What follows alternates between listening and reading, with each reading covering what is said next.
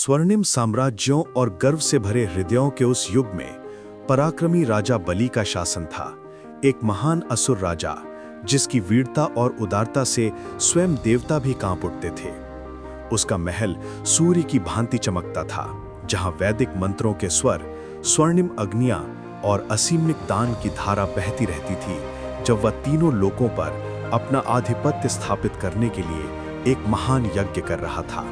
परंतु उसी वैभव के बीच उसके भीतर अहंकार का एक छोटा सा बीज अंकुरित होने लगा और नियति धीरे धीरे करवट लेने लगी। जैसे ही पवित्र मंत्र गूंज रहे थे, एक छोटा ब्राह्मण बालक राजसभा में प्रवेश करता है। शांत, दिव्य, अपने हाथ में लकड़ी की छतरी और एक छोटी जलपात लिए हुए।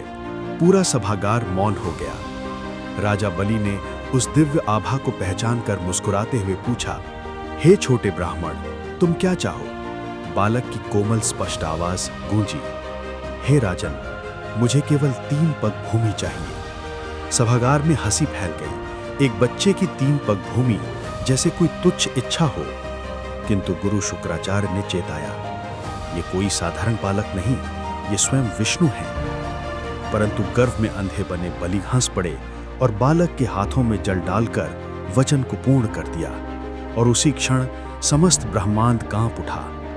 वो छोटा ब्राह्मण बढ़ने लगा, पहले मनुष्य की ऊंचाई तक, फिर पर्वतों से भी ऊंचा, और फिर अनंत ब्रह्मांडमय रूप में उसके चरण तारों को छूने लगे।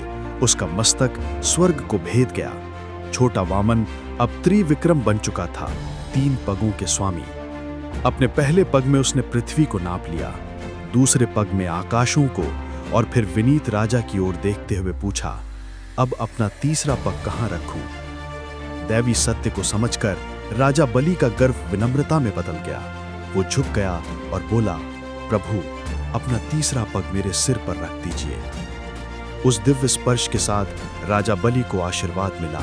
उसका अहंकार विलीन हो गया और वो अनंत समर्पण का प्रतीक बन गया। भगवान अपने सौम्य रूप में लौट आए और करुणा से मुस्कुराते हुए बोले, तुम पाताल लोक के राजा बनोगे और धर्मपूर्वक शासन करोगे, क्योंकि विनम्रता ने तुम्हें वास्तव में महान बना दिया है। आकाश निर्मल हो गया, दिव्य प्रकाश ने महल को नहला दिया और स्वर्ग से पुष्प वृष्टि होने लगी। वामन की ये कथा संसार को स्मरण कराती है कि भगवान विजय पाने नहीं आए थे, वे सिखाने आए थे कि सच्ची महानता संसारों पर राज करने में नहीं, बल्कि सत्य के आगे झुक जाने में है।